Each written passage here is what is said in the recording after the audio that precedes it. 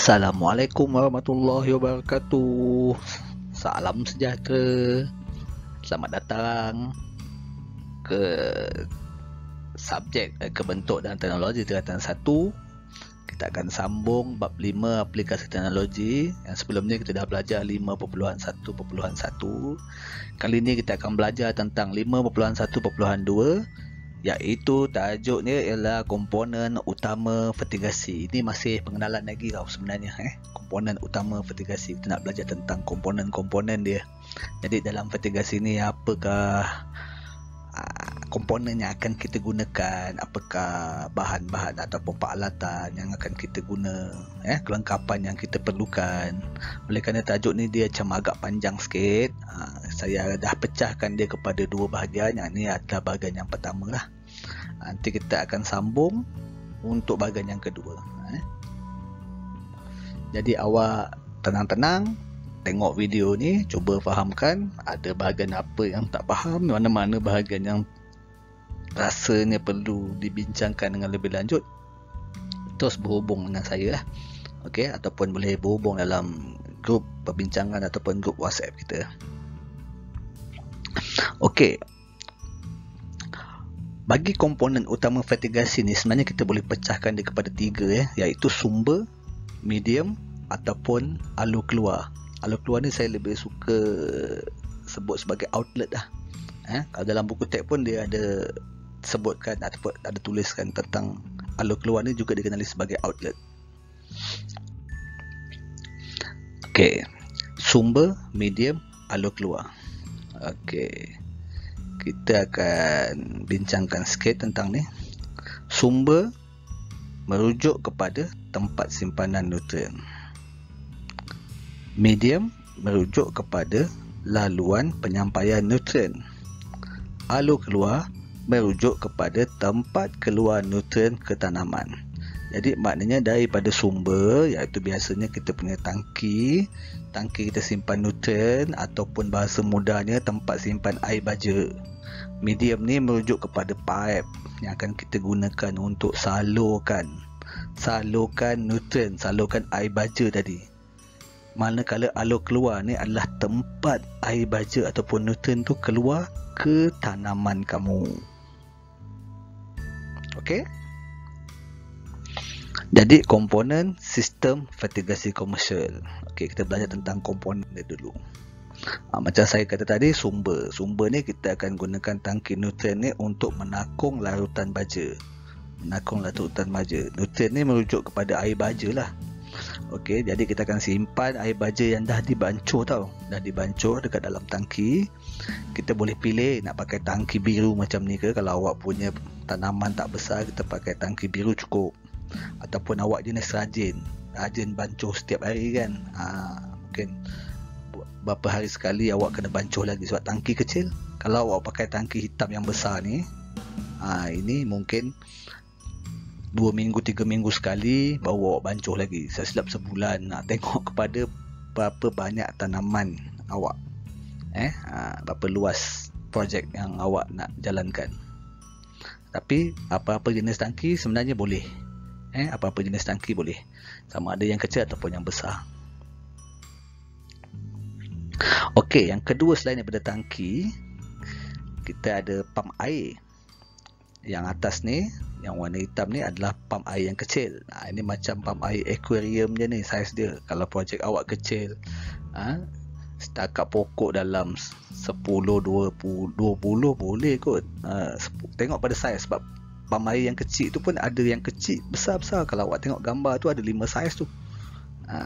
Tapi kalau projek awak besar, mungkin sampai beratus pokok, berpuluh-puluh pokok, dan mungkin luas awak punya sistem pengaliran air awak tu luas, awak perlukan pam yang besar lah. Macam pam yang warna biru tu. Tu maknanya awak pakai tangki besar, pam besar.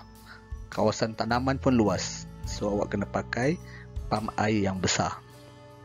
Okey. Ini adalah set penitis ataupun kita panggil dripper.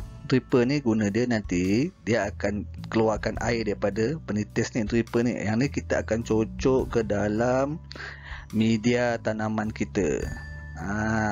supaya akar pokok terus mendapat nutrien daripada dripper ni. Ni lah, nampak kan dia tajam ni kan.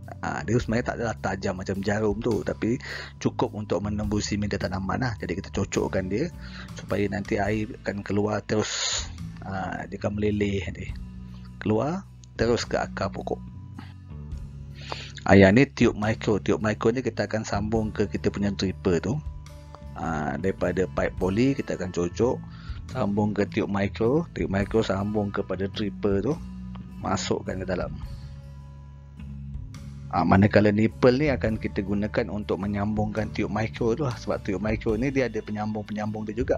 Nanti awak akan belajar lebih lanjut tentang ni. Okey. Sebab kita akan banyak potong-memotong. Jadi kalau kita nak sambungkan antara satu tiup mikro ke satu tiup mikro, kita akan gunakan nipple. Ini salah satu contoh lah yang akan kita gunakan. Kemudian kita perlukan timer, ataupun dalam bahasa Melayu ni alat pengatur masa. Sebab kalau kita tak ada timer, kita ada masalah. Masalah apa?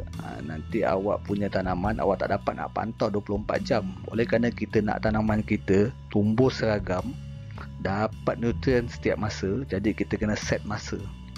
Kita akan tengok jenis tanaman dan berapa keluasan tanaman dan berapa besar kita punya polybag. Kita akan set ikut timer kita. Jadi timer ni dia akan hidup mungkin satu hari berapa kali. Kita nak dia 2 jam sekali ke, kita nak sejam sekali ke, 3 jam sekali ke, kita akan set pada timer ni. Jadi bila timer ni on, baru pump on. Yang timer ni kita letak je dekat sumber elektrik, dekat soket kan, kita sambungkan. Jadi dia akan setkan masa berapa jam sekali, ataupun berapa jam sekali lah kan. Jadi dia akan setkan untuk on kan pump kita. Jadi bila dia on, barulah pump tu sedut nutrien daripada tangki kita tu untuk disalurkan ke tanaman kita. Pipe ladang. Bagi pipe ladang, pipe utama kalau ikut buku teks dia akan gunakan jenis PVC. PVC ni pipe yang jenis kelabu ni, yang pipe air jenis kelabu ni. Ni PVC. Biasanya kalau pipe tertier orang akan gunakan pipe poli. Sebab daripada pipe poli ni kita akan sambung ke tiup mikro. Walau bagaimanapun pipe poli ni dia ada banyak saiz dah sekarang ni. Ada juga kalau saya tengok pengusaha-pengusaha tanaman fertigasi komersial yang menggunakan keseluruhannya pipe poli. Kenapa dia orang tak gunakan PVC? Sebab sebenarnya poli ni dia lebih tahan lasak, dia tahan panas dan dia mudah dilenturkan. Jadi ada juga ramai pengusaha-pengusaha fertigasi sebenarnya hari ini dia menggunakan pipe utama dan pipe sekunder jenis poli. Tak semestinya lah, tapi kalau nak jimat kos, pipe utama dengan sekunder ni jenis yang kita takkan cocok dan takkan pindahkan dia sesuka hati. Biasanya mereka akan gunakan pipe PVC je. Okey. Biasanya pipe tertier akan menggunakan saiz 16 hingga 20 mm. Dia lebih kecil. Okey, pipe PVC untuk jenis utama dan sekunder akan gunakan saiz 32 hingga 40 mm. Ini adalah saiz yang dicadangkan lah. Okey. Bagi pipe ladang ni, kalau menggunakan pipe utama ataupun sekunder jenis poli macam yang saya katakan, ada beberapa bahagian yang kita kena tahulah, bahagian penyambung dia. Macam pipe poli tu, kita kalau nak sambungkan dia, katalah dia pendek, nak panjangkan sikit, nak sambung mungkin sebatang tak cukup, nak pakai 2 batang, kita pakai soket sama. Jadi 1 batang kat sini, 1 batang sambung sini. Katalah pipe tu pendek, sampai situ je. Okay, kita sambungkan sebatang lagi. Nak sambung antara pipe yang sama saiz, kita kena pakai soket sama. Kalau pipe tu kita nak belokkan dia, walaupun pipe poli ni boleh lentur, tapi dia punya lentur takut tak cantik. Kalau awak nak dia cantik betul-betul 90 darjah, awak kena gunakan siku 90 darjah. Pipe poli ni dia boleh dibengkokkan sebenarnya, tapi kalau awak bengkokkan tu mungkin awak tak dapat tepat-tepat 90 darjah lah. Nanti tak cantik lah kita punya susun atur tu. Kalau nak betul-betul cantik, gunakan siku 90 darjah. Ini untuk pipe utama, dia masih besar, saiz dia masih besar. Ini belum cerita tiup mikro lagi, ini baru cerita pipe poli. Manakala mungkin awak perlukan satu injap penahan. Okey, ini macam awak nak on off dia manual, ada kunci manual untuk kita on off kan aliran air. Mungkin waktu tu awak punya timer rosak ke apa ke, awak nak buat secara manual, awak perlukan juga satu kunci. Jadi kita nak buat penyelenggaraan pun senang. Katalah kita tengok ada pipe bocor ke apa ke, kita nak kunci air, kita ada satu kunci yang manual. Okey. Sebab walaupun dia gunakan timer, kita kena ada juga injap penahan ni untuk stopkan air tu. Mana tahu ada apa-apa masalah berlaku ke apa ke, kita tak nak air tu bergerak ke tanaman ke. Okey, so kita nak berhentikan dia pakai apa? Kita kena ada sambungan injap penahan. Ni kita ada kunci dia. Okey. Okey, bagi bahan penyambungan yang seterusnya, ini adalah bahan penyambungan bagi pipe tertier. Pipe tertier ni dia punya bahan pipe tertier ni adalah pipe poli yang diameter dia kecil. Jadi nak sambungkan dia, kita tak boleh pakai penyambung yang sebelum ni. Jadi kita kena pakai penyambung yang memang jenis beginilah. Jenis yang kecil ni dia untuk sambung pipe tertier. Kalau yang awak tengok ni, dia ada 3 jenis, penyambung lurus, penyambung L dan penyambung T. Lurus ni untuk kalau katalah awak punya pipe tu dah pendek, awak nak sambungkan dia, tak nak membazir, kita akan gunakan penyambung lurus yang ni, jenis yang pertama. Yang jenis kedua, yang penyambung L ni, ini adalah digunakan jika kita nak buat penyambungan belok.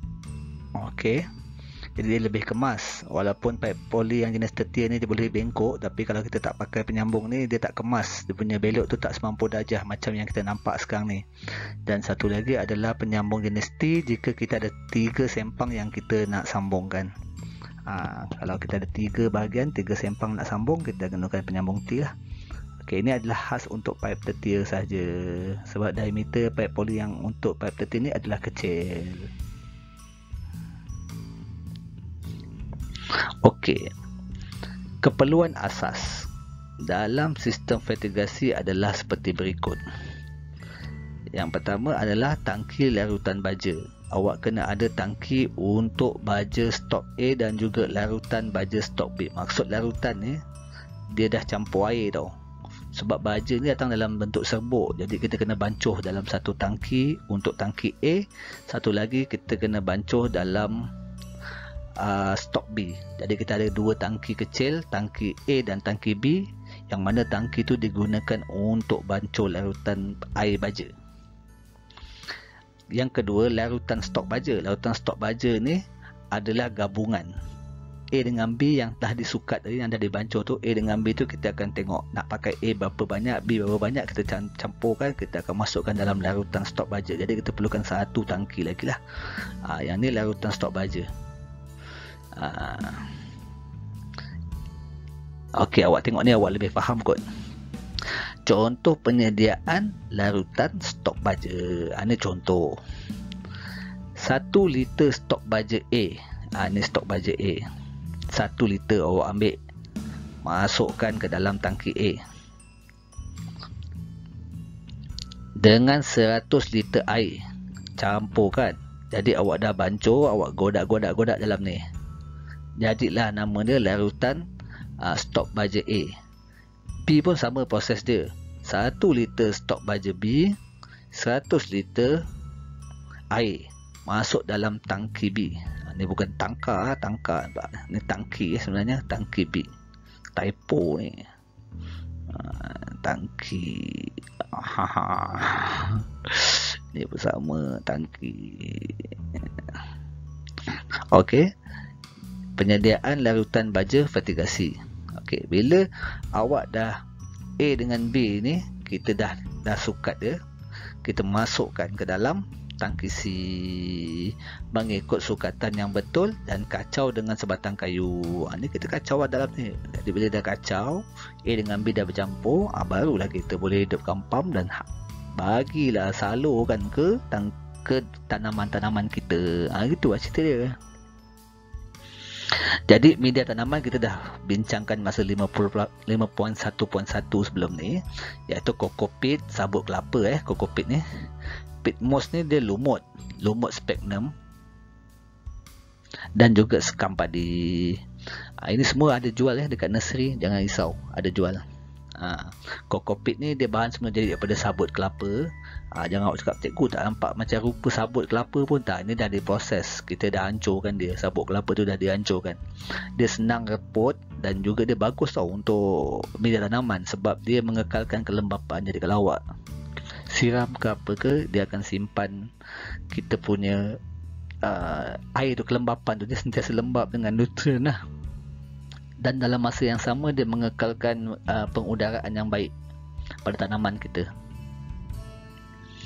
Okey, biji benih pula awak kena cari biji benih yang berkualiti lah, baik dan berkualiti. Ini contoh yang ada jual dalam bentuk kotak. Ini biji benih cili, yang ni biji benih tembikai susu. Ini boleh dibeli juga. Yang ni adalah contoh biji benih hybrid. Hybrid ni yang telah dikacukkan lah. Yang telah dikacukkan, mungkin dah dicampur dengan penggalak dan sebagainya, jadi dia lebih senang bercambah, lebih mudah bercambah. Lepas tu saiz pun dah seragam pasal dia dah pilih. Berbanding dengan awak, mungkin awak dapatkan biji benih sendiri kan, ataupun awak pergi jemur biji benih yang tu untuk jadikan stok biji benih awak. Dia berbeza dengan yang kita beli yang dah hybrid ni, pasal biji benih ni ada kajian dia. Kalau beli yang dah hybrid ni kita tak takut sangat, sebab Jabatan Pertanian pun dah buat kajian semua kan, dah dijual di pasaran oleh syarikat-syarikat tertentu yang mengeluarkan biji benih, boleh dapatkan. Ni maksud dia macam tu lah. Ini adalah alat pengukur. Jadi tadi kan kita cerita kita sediakan tangki nutrien dan sebagainya. Jadi kita kena tahu macam mana nak ukur pH air, kadar keasidan air dan kealkalian air. Yang tu kita kena ukur dengan alat pengukur pH. pH macam sains lah, nak tahu pH.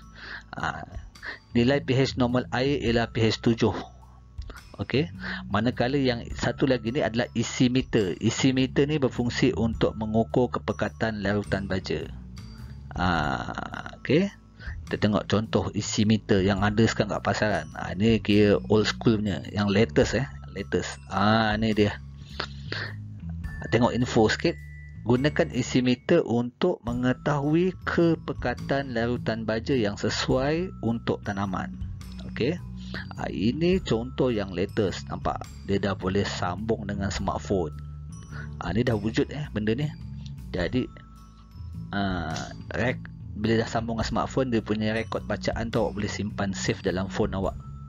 Okey. Yang kedua pula, yang ni jadi semacam ni. Yang ni dia ada 1 meter.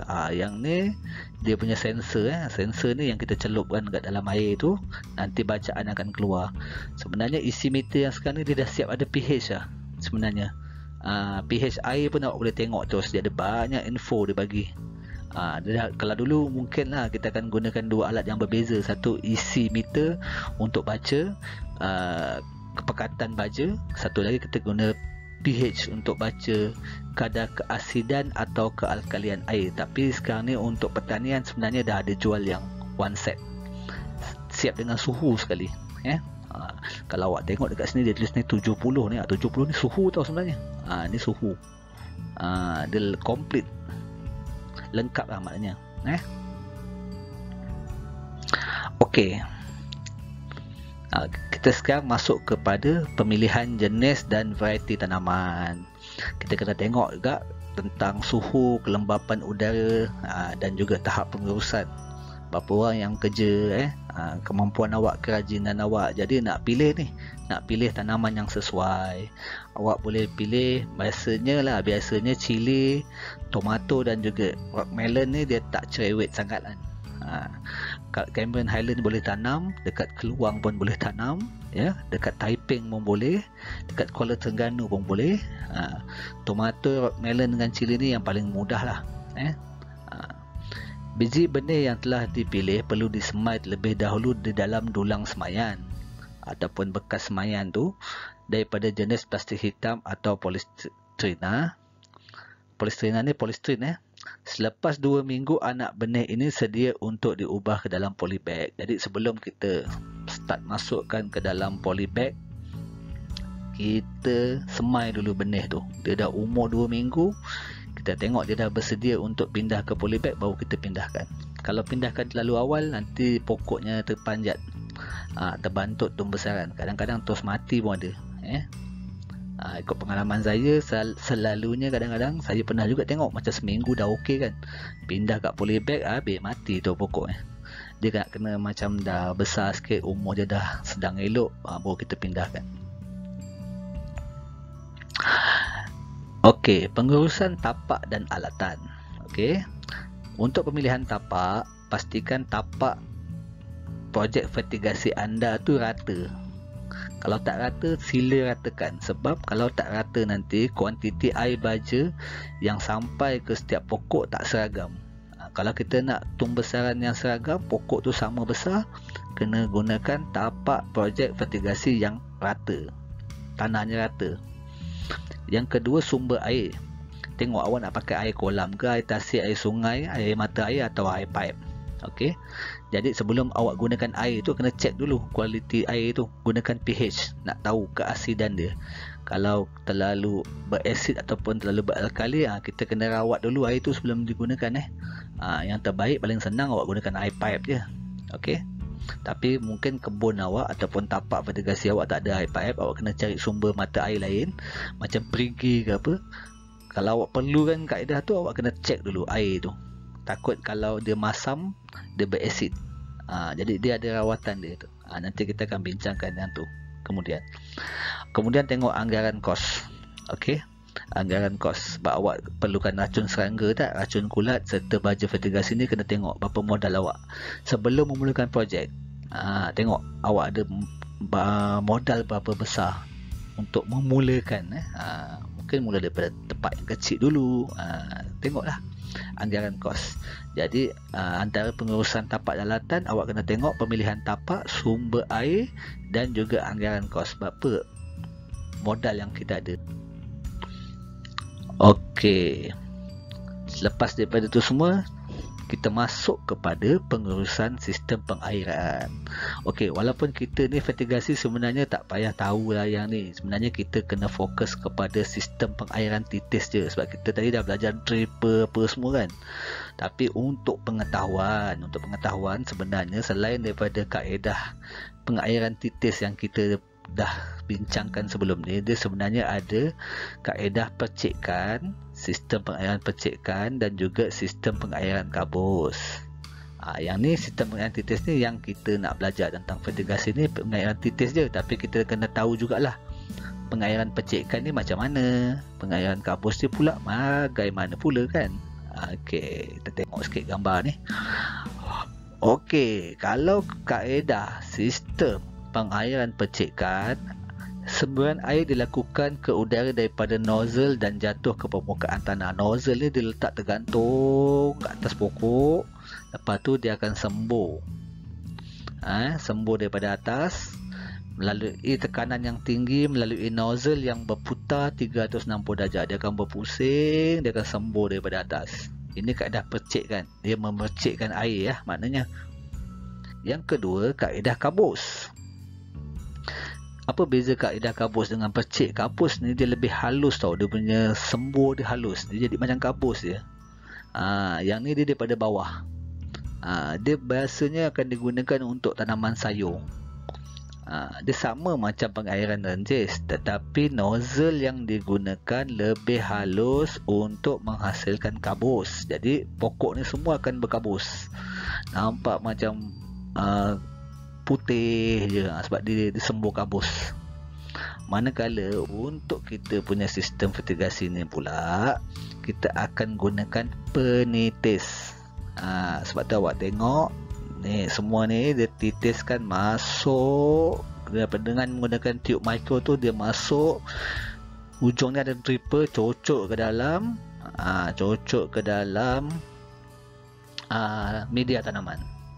Okey, sistem ni didapati paling berkesan sebab awak tak ada membazirkan air baja ataupun air nutrien awak. Manakala kokopit dan sekam padi itu pula dia akan menyerap lembapan tu dan mengekalkan nutrien dalam media tanaman awak. Okey. Okey, saya rasa setakat ini dulu sebab dah 20 minit juga nak kena hadam ni, banyak juga bendanya. Okey, awak tengok balik video ni, ulang balik, tengok mana-mana yang tak faham boleh tanya. Ni masih bahagian pengenalan lagi, jangan susah hati. Nanti kita akan tunjukkan macam mana dia orang pasang, macam mana mereka pasang set fertigasi tu lah. Kita akan bersambung ke 5.1.2 bahagian 2 video yang seterusnya. Okey, sehingga kita berjumpa lagi, saya tinggalkan kamu dengan satu pepatah.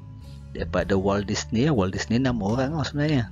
The way to get started is to quit talking and begin doing. Jadi jangan cakap banyak, start buat kerja. Okey, kalau cikgu bagi tugasan, jangan asyik nak bagi alasan-alasan, mulakan kerja tu dan hantar kepada cikgu. Jadi semua orang pun sayang. Okey, itu saja. Terima kasih. Saya tinggalkan kelas dengan ucapan Assalamualaikum warahmatullahi wabarakatuh. Salam sejahtera semua. Terima kasih kerana menonton. Okey, stay safe, stay healthy. Bye.